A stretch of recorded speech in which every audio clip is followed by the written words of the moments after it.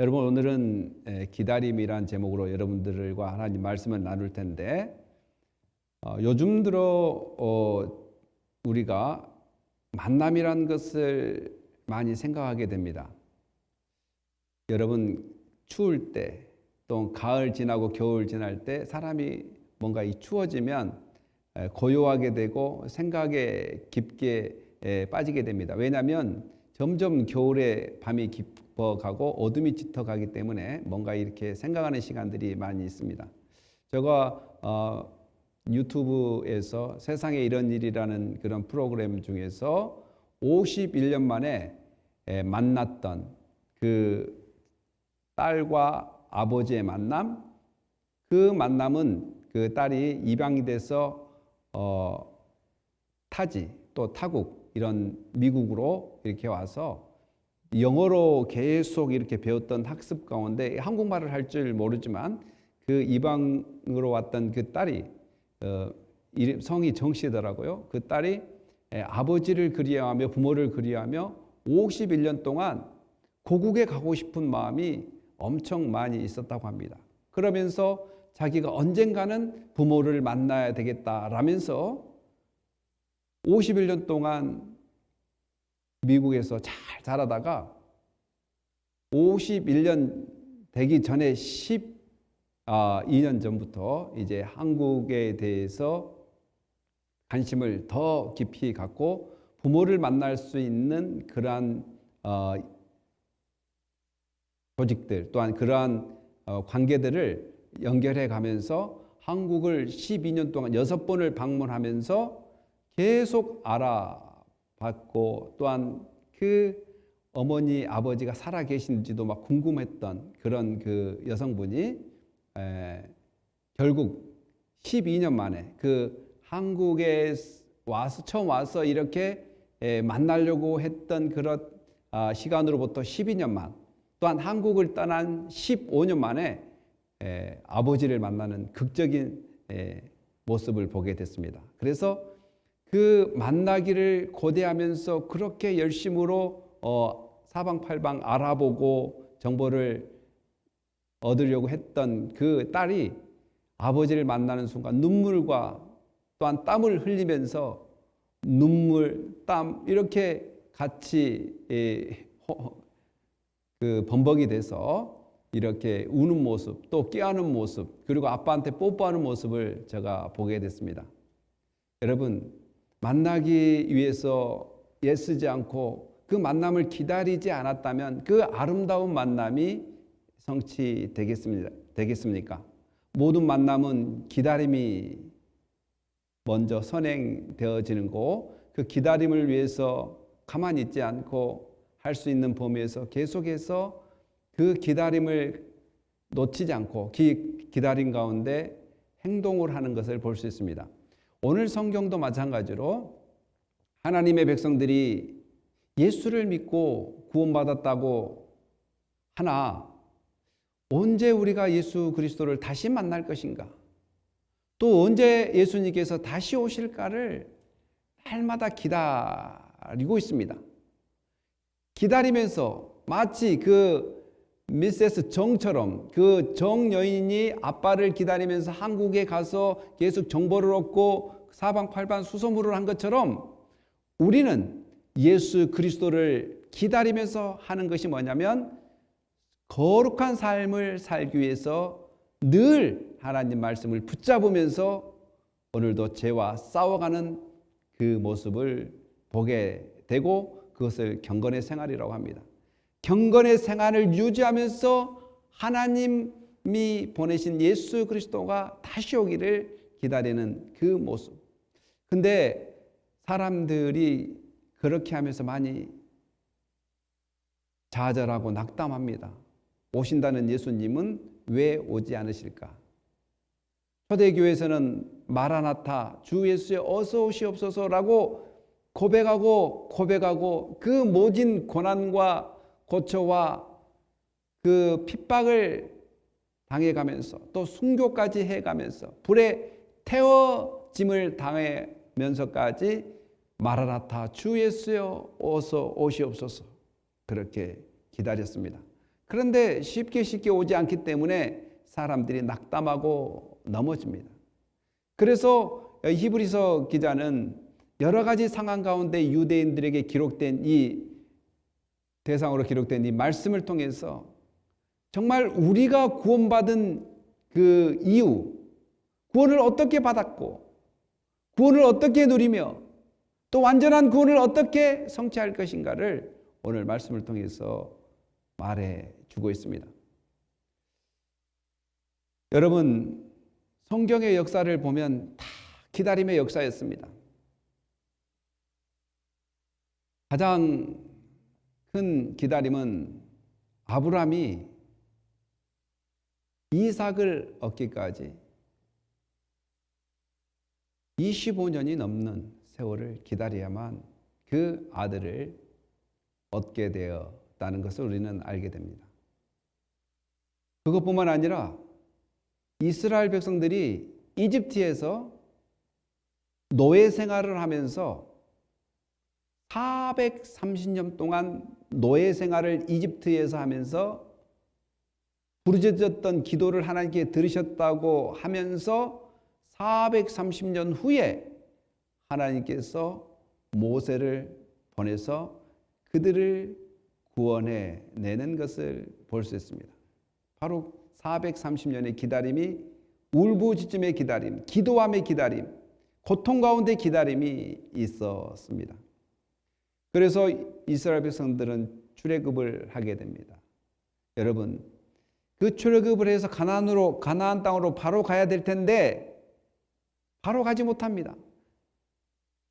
그들의 교만함과 불순종으로 인해서 계속해서 광야를 헤매는 그 약 40년의 기간이 그들에게 필요했습니다. 바로 가나안 땅에 들어가기 위해서 40년을 기다려야 됐던 그런 세월이 그들에게 있었다는 것입니다. 그것만 있습니까?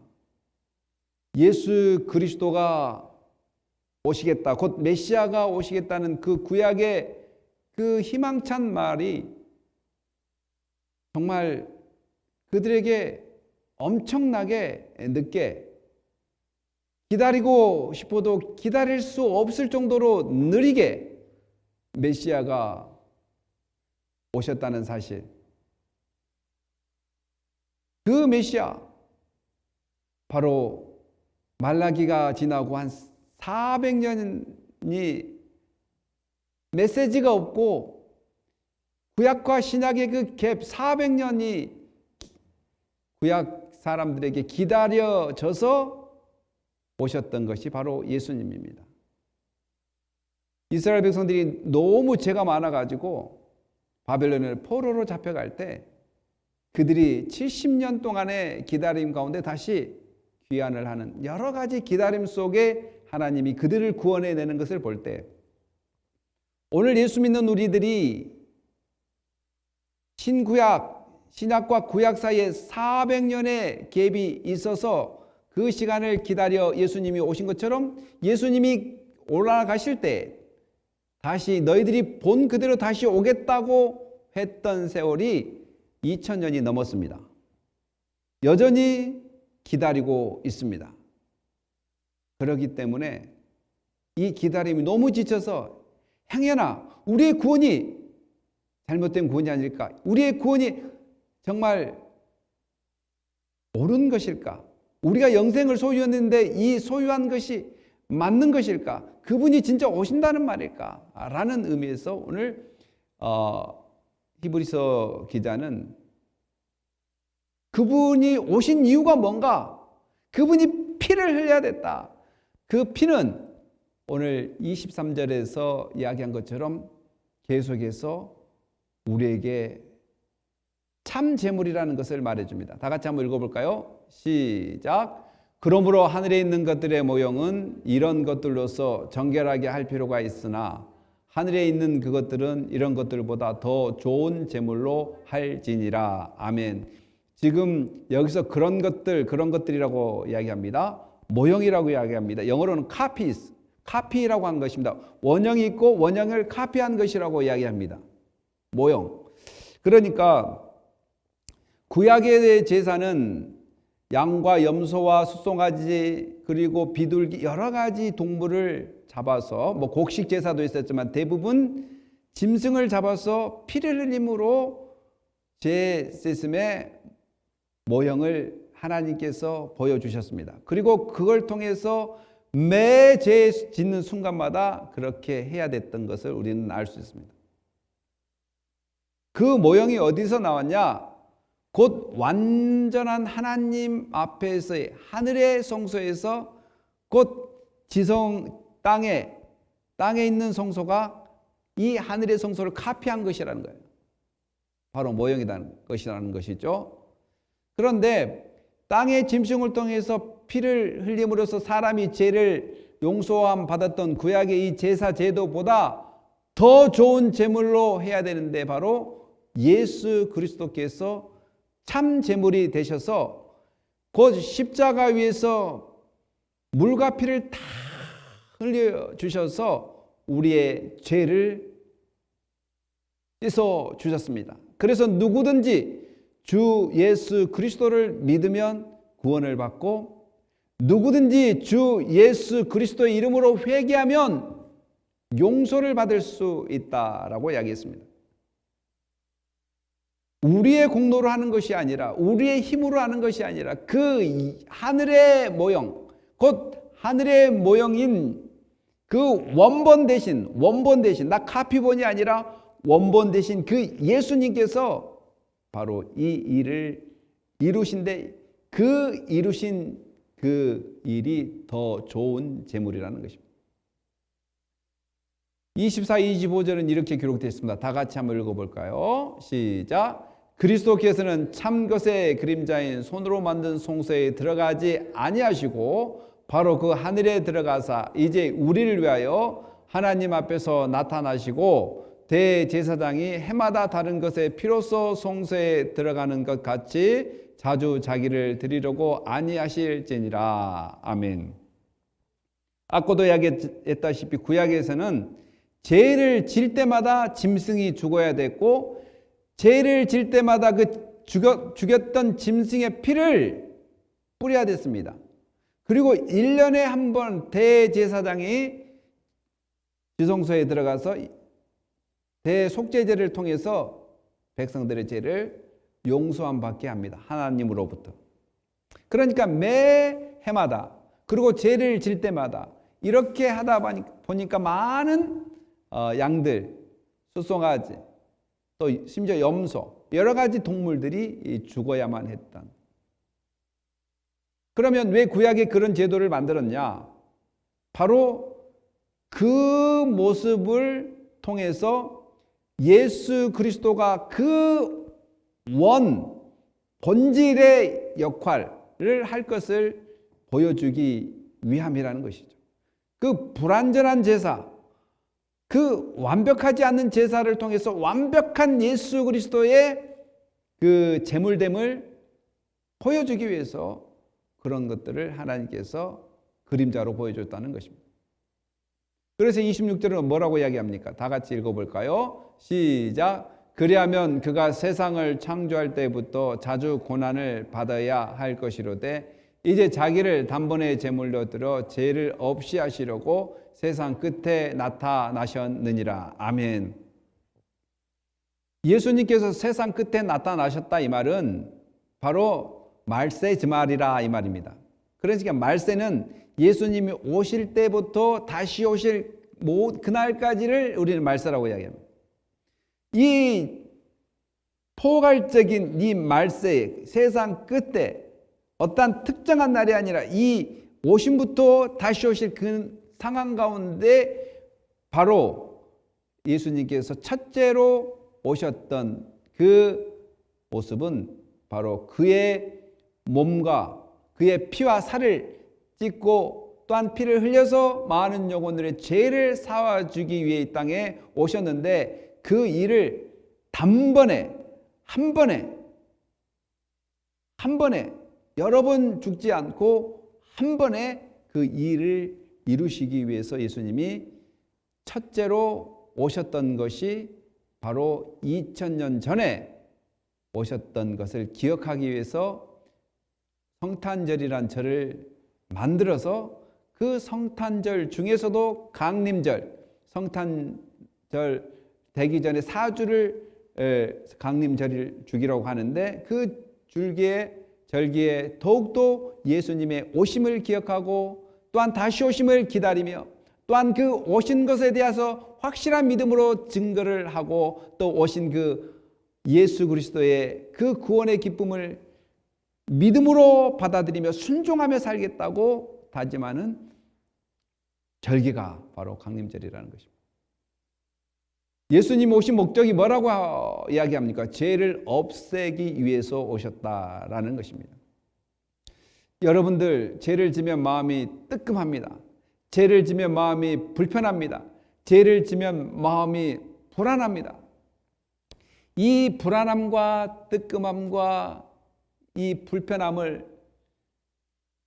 해소해 주시기 위해서 예수님이 오셨다라는 것입니다.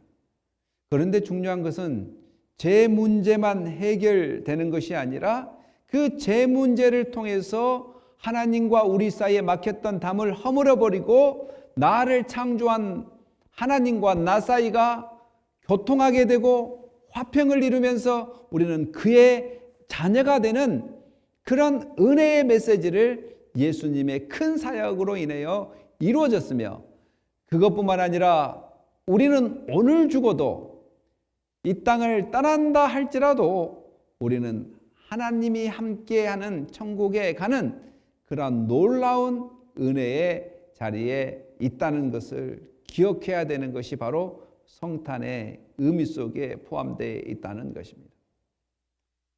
성탄은 뭐냐면 크리스마스예요. 크리스마스. 크리스는 뭐예요? 크리스토스. 예수란 말이에요. 그리스도란 말이에요.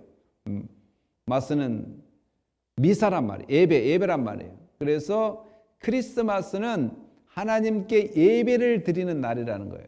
예배를 드리는 날. 곧 예수님께 예배를 드리는 날이라는 것이죠. 하나님 대신 예수 그리스도께 예배를 드리는 날. 그분이 단 한 번에 제물이 되어서 우리의 죄를 없어서 이제는 우리가 이 땅에서 죄의 노예로 사는 것이 아니라 죄에 이끌려 사는 것이 아니라 그 예수 그리스도 때문에 죄를 털어버릴 수 있는 놀라운 자유함을 예수 그리스도의 단번에 제물로 이루어지는 은혜라는 것을 깨달아야 될 줄 믿습니다. 그래서 우리가 회개를 해야 될 이유가 예수님께서 해결해 놓았기 때문에 그 해결해 놓으신 그 은혜의 기반 아래 그 사랑의 기반 아래 우리는 오늘도 계속해서 죄 용서함의 은혜를 받고 있다는 것을 깨닫고 감사해야 될 줄 믿습니다. 사랑하는 성도 여러분, 27, 28절은 이렇게 기록되어 있습니다. 한 번 죽은 것은 사람에게 정해진 것이요 그 후에는 심판이 있으리니 이와 같이 그리스도도 많은 사람의 죄를 담당하시려고 단번에 들이신 바 되셨고 구원에 이르게 하기 위하여 죄와 상관없이 자기를 바라는 자들에게 두 번째 나타나시리라. 아멘. 아까 25, 27절에서 나온 것처럼 예수님께서는 단 한 번의 제물이 되기 위해서 이 땅에 오셨다고, 세상 끝날에 오셨다고 이야기했잖아요. 그러면 27, 28절은 또 두 번째 나타나시리라 이야기했습니다. 사람이 몇 번 죽습니까? 네, 딱 한 번 죽습니다. 기절했다가 살아난 사람 있어요? 죽은 것처럼 있다가 잠깐 살아났다가 다시 죽는 사람도 있고 다시 좀 더 사는 사람이 있지만 결국 모든 사람들은 대부분 한 번에 죽습니다. 단 한 번. 죽는 것은 단 한 번이요. 나사로는 몇 번 죽습니까? 네. 나사로는 두 번 죽습니다. 또 성경의 인물 중에는 죽었다가 살아난 사람이 예수님은 몇 번 죽습니까? 예수님은 한 번 죽습니다. 그러나 사람들 중에 예수님 빼고 사람들 중에 죽었다가 살아난 경우들이 있는데 그 사람들은 몇 번 죽어요? 다 대부분 2번 죽습니다. 또 죽음을 맛보지 않고 하늘나라에 간 사람 누구죠? 에녹이 있습니다. 그런 특별한 경우를 빼놓고는 대부분 사람은 한 번 죽습니다. 다 누구나 한 번 죽습니다. 그것은 정해진 것이라고 이야기해요. 그리고 날수도 70에서 80이라고 이야기합니다. 89세 대부분. 70에서 89세까지 대부분 그 안에 죽는다. 그 죽는 것으로 끝나면 좋을 텐데 성경은 뭐라고 이야기하냐면 반드시 그 후에는 심판이 있다고 이야기합니다. 고린도 후서 5장 10절에 이렇게 기록되어 있습니다. 이는 우리가 다 반드시 그리스도의 심판대 앞에 나타나게 되어 각각 선악간에 그 몸으로 행한 것을 따라 받으려 함이라. 심판을 어떻게 받느냐? 그리스도의 심판대 앞에 어떻게 서냐? 각각 선을 행하든지 악을 행하든지 그의 몸으로 행한 그대로 받게 됩니다. 악을 행했으면 악에 대한 대가를 받을 것이고 선을 행했으면 선한 대가를 받을 것입니다. 근데 성경에서 선과 악을 구분할 때 우리가 보는 선과 악과는 좀 다릅니다. 누구에게 맛있는 거 사시고 착한 일을 하는 그 선이 아니라 심판의 그 기준은 예수 그리스도를 믿는 것이 선이고 예수 그리스도를 믿지 않는 것을 전체적인 큰 악과 선이라고 이야기할 수 있습니다. 예수 믿는 것이 뭐라고요? 선입니다. 의를 행하는 것이에요. 예수님을 믿지 않는 것이 바로 악을 행하는 가장 큰 범위 안에서 그 행한 대로 그의 몸이 행한 대로 반드시 심판을 받게 된다는 사실입니다. 사람은 한 번 죽는 건 정해졌고 바로 그 후에는 심판이 있다라는 것입니다. 예수님도 이처럼 사람이 한 번 죽듯이 예수님도 단 한 번에 우리의 뭐가 됐다고요? 참 제물이 됐다는 것입니다. 그리스도도 많은 사람의 죄를 담당하시려고 단 한 번에 하나님의 그 사랑을 예수님을 통해서 우리에게 보여주셨는데 예수님의 그 제사함의 능력은 십자가에서 피 흘려 물과 또한 모든 몸의 찢김 모든 것을 흘려 보내면서까지 자기의 모든 것을 비우셔서 온 인류의 죄를 용서해 줄 수 있는 엄청난 파워의 사역이었습니다. 그러니까 누구든지 주 예수를 믿으면 구원을 얻게 되는 것입니다. 과거, 현재, 미래의 죄까지 모든 세계의 죄를 용서해 주셔서 어떤 사람에게 그 엄청난 파워의 제사함이 유효가 되냐, 효력을 발생하느냐? 바로 그의 이름을 믿고 회개하는 자에게 용서함의 은혜를 주신다는 것입니다.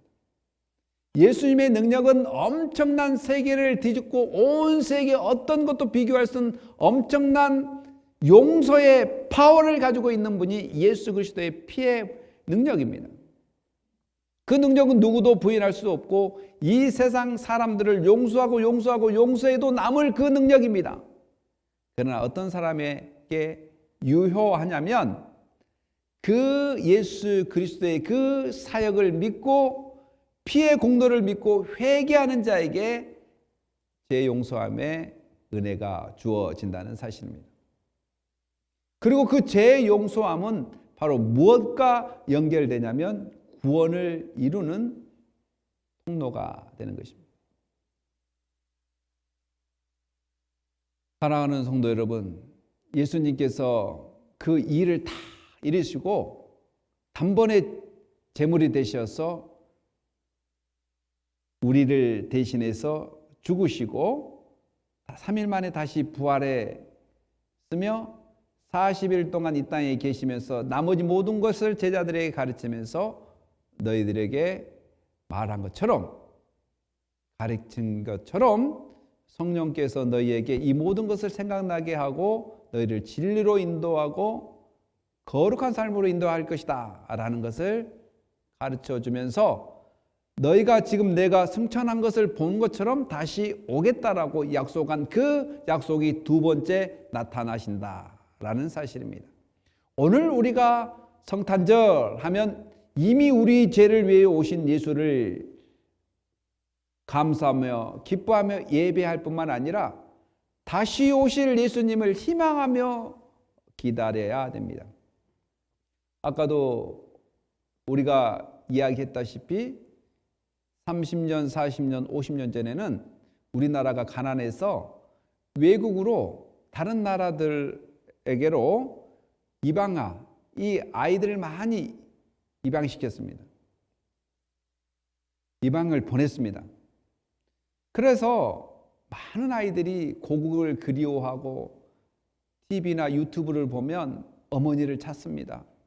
또 40년 만에, 어떤 사람은 51년 만에, 어떤 분은 25년 만에 이렇게 그 부모를 보고 싶어한 기다림 가운데 포기하지 않고 수소문해서 찾는 모습이 계속 드라마나 또한 매스컴이나 뉴스에 나온 것을 보면 그 기다림의 결과가 얼마나 기쁘고 즐거운지.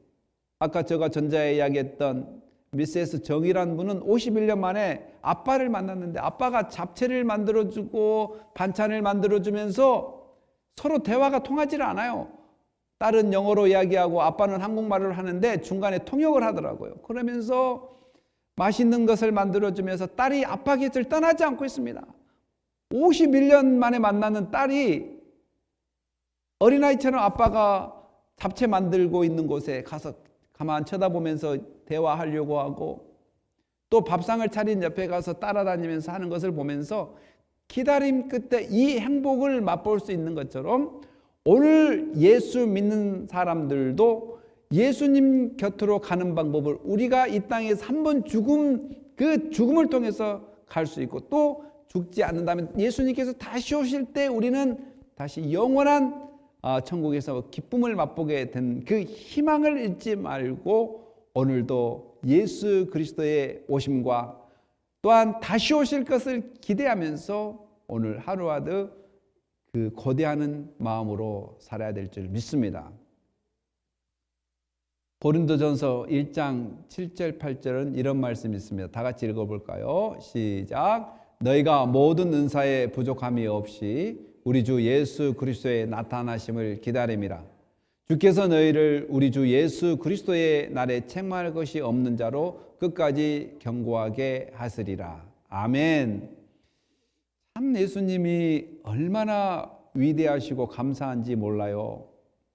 이 땅에 연약한 우리, 이 땅에 살아가고 있는 우리들을 성령님을 보내서 보호하실 뿐만 아니라 성삼위 하나님으로 함께 하셔서 은사의 부족함이 없게 하실 뿐만 아니라 예수 그리스도의 나타나심을 기다림을 통해서 우리가 그 기다림 가운데 넘어지지 않도록 우리가 죄 때문에 넘어져서 하나님과의 관계가 끊어지지 않도록 끝까지 견고하게 하시겠다라는 은혜의 말씀이 선포되어질 때 얼마나 감사한 말씀입니까? 누가 우리를 끝까지 지켜줄 수 있을까요? 누가 우리를 버리지 않고 끝까지 견고하게 지켜줄 수 있을까요? 40년 전, 30년 전, 50년 전 우리나라가 어려울 때 자녀들을 이방시켜서 다른 나라에 가서 살았던 그 자녀들이 부모를 그리워하고 부모를 만나기를 원한 것을 볼 때 부모는 끝까지 지켜주지 못했구나. 그러나 그 딸들이 나서서 아빠를 찾고 엄마를 찾구나. 이 보니까 대부분 딸들은 찾더라고요. 아들들은 좀 찾지 않는, 통계적으로 보니까 대부분 딸들이 부모를 찾는 경우가 많더라고, 입양되었던 사람들 중에. 남자애들은 잊고 살고 있는 것 같아요. 이처럼 부모가 나를 끝까지 지켜주지 못해서 입양을 해야 될 상황, 여러 가지 상황 가운데 갔겠지만 그래도 그 부모를 찾는 것을 볼 때 그 기다림 가운데 기뻐한다면 우리 예수님은 끝까지 지켜주고 그 기다림 가운데 함께 영원히 기뻐할 천국으로 인도해 주신다는, 사람들에게 찾아볼 수 없는 그 은혜가 예수님 안에는 있습니다. 지금도 예수님은 성령을 보내셔서 우리를 지키시고 인도해 나가시고 삼위일체 하나님과 함께 하셔서 우리 가운데 지금도 계시면서 우리에게 복 주시기를 원하고, 우리에게 기쁨 주시기를 원하고, 우리에게 희망 주시기를 원하고, 우리에게 하나님의 자녀라는 인식과 그 믿음 가운데 확신을 갖기를 원하는 그런 확신을 주신다는 것, 견고하게 해 나간다는 것을 우리는 믿어야 될 줄 믿습니다. 그러니까 다시 오실 예수님을 기다리는 것이 얼마나 우리가 기쁨 가운데 기다리고 있다는 것, 얼마나 즐거움 가운데 기다리고 있다는 것, 우리는 부인할 수 있다고 말할 수 있겠지만 부인할 수 없는 것은 지금도 내가 인식하든 인식하지 못하든 그 하나님께서 그의 택한 백성 한 사람 한 사람을 놓치지 않고 견고하게 지키시고 인도하고 있다는 사실입니다. 그래서 여러분의 기다림은 외롭지 않습니다. 우리의 기다림은 외롭지 않습니다. 예수님과 성령님과 아버지 하나님과 함께하는 기다림입니다. 그리고 우리가 영원히 기뻐하고 즐거운 곳을 향하는 기다림입니다. 별거된 기다림이 아니라 함께하면서 영원한 천국을 바라보는 기다림. 그래서 히브리서 기자가 그 당시에 많은 이유 중에 하나가 바로 그것입니다. 기다리지 못하고 지쳐버린 사람들에게 분명히 예수님은 다시 오신다, 두 번째 나타난다. 우리는 그 예수님을 맞을 준비를 하고 기다리면서 기뻐해야 된다. 분명히 너희들을 예수 그리스도로 말미암아 지키실 것이다. 그래서 이 기다림은 외로움이 기다림이 아니고 예수 그리스도와 함께하는 기다림이요, 성령님과 함께하는 기다림이요, 우리 하나님 아버지와 함께하는 기다림이 된다는 것을 깊게 인식하고 천국을 향하여, 본향을 향하여 오늘 하루를 감사하면서 예배하며 살아가는 은혜가 있기를, 그러면서 기다리고 있다는 것을 인식하며 기다림에 지치지 않고 기다림을 감사로, 기쁨으로 맞이하면서 우리 희망의 날, 소망의 날, 다시 주님을 우리가 눈으로 확연히 보고 손으로 확연히 만져볼 수 있는 그날을 기대하며 승리하는 삶이 되시기를 예수님의 이름으로 축복합니다. 아멘. 기다림은 비전이고 기다림은 기쁨의 연속이라는 사실을 잊지 말아야 될 것입니다. 기도하겠습니다. 할렐루야. 하나님 감사합니다. 오늘 하나님께서 저희들에게 기다림이라는 말씀을 주셨습니다. 분명히 나타나신다고 하셨고 오신다고 하셨으니 오늘 우리가 그 오시는 예수를 바라보면서 오늘 한 걸음 한 걸음 나가게 하여 주시옵소서. 하나님께서 주신 은총과 은혜가 충만하게 우리 삶 가운데 임하기를 원하며 살아계시고 영원하신 예수님의 이름으로 기도합니다. 아멘.